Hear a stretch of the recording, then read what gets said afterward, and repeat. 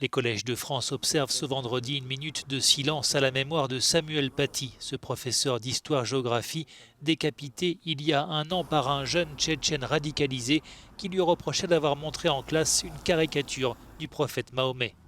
Au collège du Bois d'Aulne où Samuel Paty enseignait, cette journée de recueillement ravive des souvenirs particulièrement douloureux pour les élèves et les enseignants.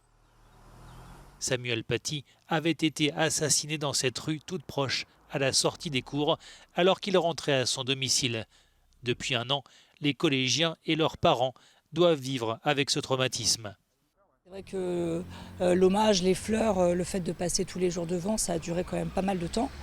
Après, c'est vrai que bon, la vie a repris un petit peu.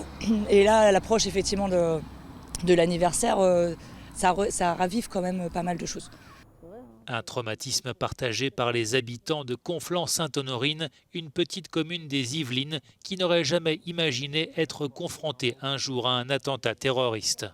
Je pense que dans la tête des gens, il y a quand même toujours quelque chose de Samuel Paty. Non, on ne peut pas oublier ça. Hein? Même si les gens continuent à leur vie, mais ces choses-là, on ne peut pas oublier. C'est toujours quelque chose qui marque. Le recueillement dans tous les établissements scolaires sera suivi de moments d'échange dans les classes autour de la mémoire de Samuel Paty. Un an après sa mort, de nombreux enseignants en France décrivent leur crainte de représailles et leur autocensure.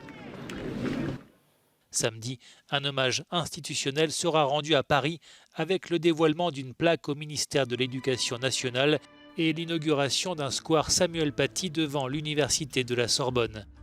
La famille de l'enseignant assassiné sera reçue par le président Emmanuel Macron.